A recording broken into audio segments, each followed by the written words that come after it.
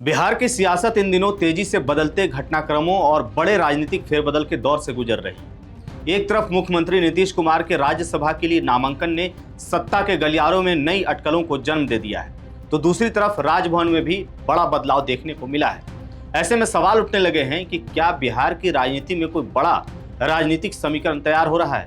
क्या यह महज एक प्रशासनिक फैसला है या फिर इसके पीछे कोई और बड़ी रणनीति छिपी हुई है? नमस्कार, द हिंदी टॉप देख रहे हैं आप और मैं हूं आपके साथ जानिसार खान। दरअसल केंद्र सरकार ने सेवानिवृत्त लेफ्टिनेंट जनरल सैयद अता हसनैन को बिहार का नया राज्यपाल नियुक्त किया है। वे अब आरिफ मोहम्मद खान की जगह लेंगे। इस फैसले के साथ ही भारतीय सेना के एक अनुभवी और सम्मानित पूर्व कमांडर को देश के एक महत्वपूर्ण संवैधानिक पद की जिम्मेदारी सौंपी गई है।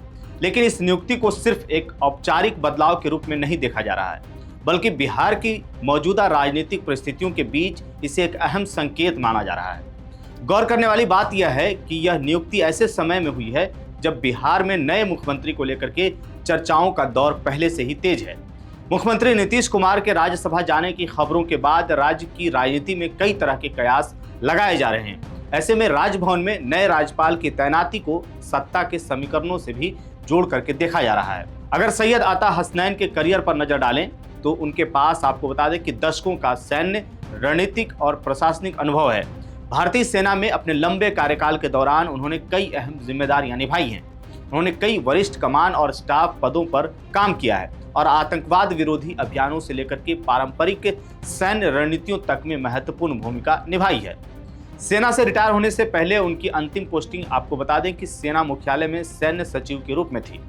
यह पद आपको बता दें कि भारतीय सेना की नेतृत्व संरचना में बेहद महत्वपूर्ण माना जाता है, क्योंकि इसी पद से वरिष्ठ अधिकारियों की नियुक्ति, प्रमोशन और उनके कैरियर प्रबंधन से जुड़े फैसले लिए जाते हैं।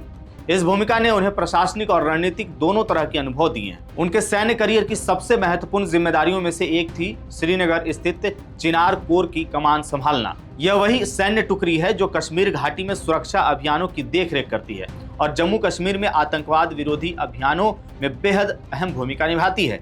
इस जिम्मेदारी के दौरान हसनैन ने घाटी की सुरक्षा व्यवस्था और सैन्य संचालन में महत्वपूर्ण नेतृत्व दिखाया। इसके अलावा उन्होंने XXI कोर की कमान भी संभाली, जिसे भारतीय सेना की प्रमुख स्ट्राइक फॉर्मेशन में से एक माना जाता है। यह कोर बड़े पैमाने पर पारंपरिक युद्ध की रणनीति और संचालन के लिए जानी जाती है। इस जिम्मेदारी ने उन्हें उच्च तीव्रता वाले युद्ध की योजना बनाने और बड़े सैन्य अभियानों का नेतृत्व करने का भी अनुभव दिया है।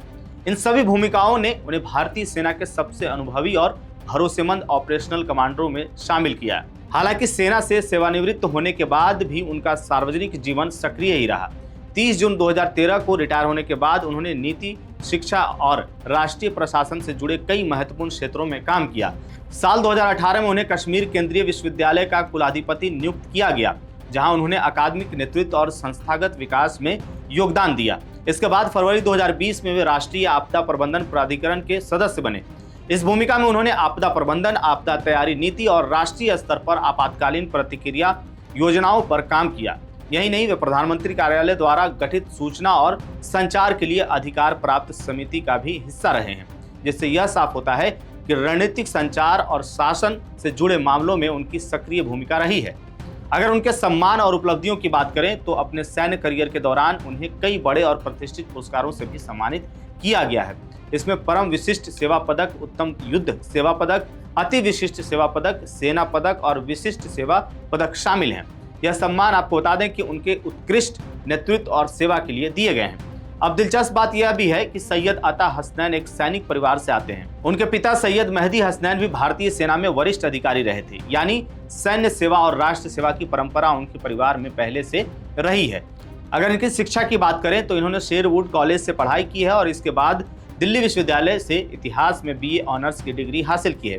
इसके अलावा उन्होंने एशिया प्रशांत सुरक्षा अध्ययन केंद्र, royal college of defence studies और किंग्स कॉलेज लंदन जैसे प्रतिष्ठित संस्थानों से भी पेशेवर सैन्य शिक्षा प्राप्त की है। अब बिहार के राज्यपाल के रूप में उनकी भूमिका बेहद अहम होने वाली है। राज्यपाल राज्य के संवैधानिक प्रमुख होते हैं और उनका काम राज्य सरकार के कामकाज की निगरानी करना और यह सुनिश्चित करना होता है कि शासन संवैधानिक प्रावधानों के अनुसार ही चले। आपको बता दें कि इसी नियुक्ति दौर में वरिष्ठ भाजपा नेता नंदकिशोर यादव को नागालैंड का राज्यपाल नियुक्त किया गया है। ऐसे में यह साफ है कि केंद्र सरकार ने कई राज्यों में संवैधानिक पदों पर नए चेहरे नियुक्त किए हैं, लेकिन बिहार के संदर्भ में अगर देखा जाए तो इस फैसले को सिर्फ एक प्रशासनिक बदलाव के तौर पर नहीं देखा जा रहा है। राजनीतिक जानकार मानते हैं कि मौजूदा सियासी परिस्थितियों में यह नियुक्ति सत्ता की शतरंज पर चली गई एक अहम और दूरगामी चाल भी हो सकती है, क्योंकि जब राज्य की राजनीति में नेतृत्व परिवर्तन और नए समीकरणों की चर्चा चल रही है, तब राज्य भवन में नए राज्यपाल की नियुक्ति अपने आप में कई संकेत छोड़ जाती है। आने वाले दिनों में अब यह देखना दिलचस्प होगा कि बिहार की राजनीति किस दिशा में आगे बढ़ती है और यह नियुक्ति उस पर कितना असर डालती है। इस खबर को लेकर के आपकी क्या राय है, आप क्या सोचते हैं? बिहार में नए राज्यपाल की नियुक्ति पर आपकी क्या राय है? कमेंट बॉक्स में हमें जरूर बताइएगा। मेरा नाम है जानिसार खान, आप देख रहे हैं द हिंदी टॉप। वीडियो अच्छी लगे तो चैनल को सब्सक्राइब कीजिएगा और हमें इंस्टा, फेसबुक और एक्स पर भी फॉलो कीजिएगा।